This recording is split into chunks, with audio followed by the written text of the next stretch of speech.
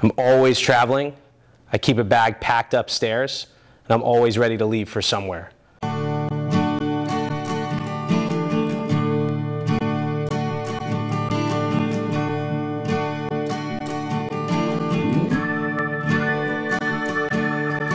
When I travel, I'm looking for a little bit of everything mixed up in one trip.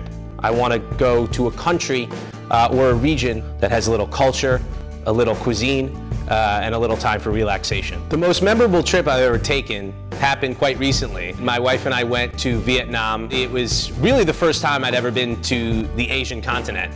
And for someone who travels as often as I do, I took that really seriously. And we went to Hanoi. That was the first stop on our trip.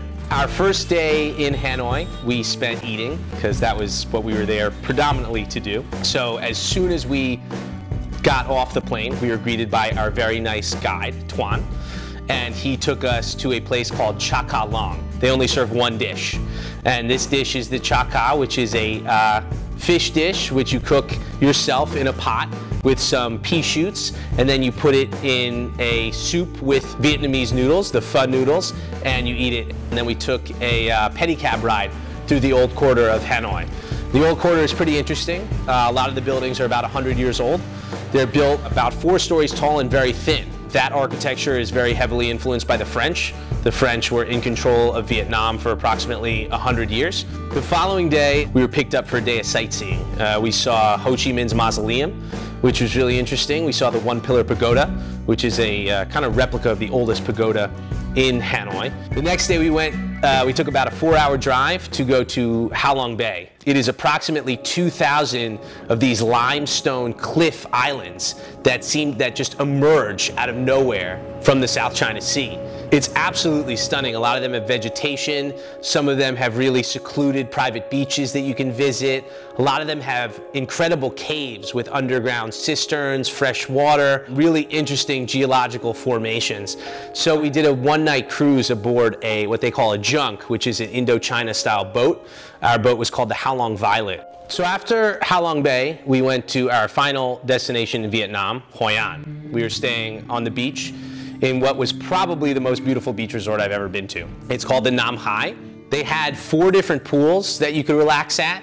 They were right on the beach. The beach was pretty much empty all day. The water was incredibly warm. Each day we would go in Hoi An town.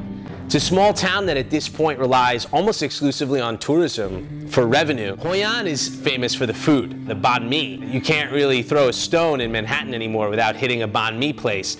But banh mi in Hoi An is an afternoon snack. It's not really a meal, and it's served at carts. And for 75 cents, you can get the most delicious baguette with pork and hot sauce and cilantro, the typical banh mi, but it tastes 100 times better. I haven't eaten a banh mi since I've been back in New York because I'm waiting for my taste buds to forget how good that was. So that was Hoi An. We had a wonderful time there. It was super relaxing. The people were really, really nice. I'd recommend this trip to a number of travelers. Vietnam is so diverse, both in its landscape, in its people, and in its culture.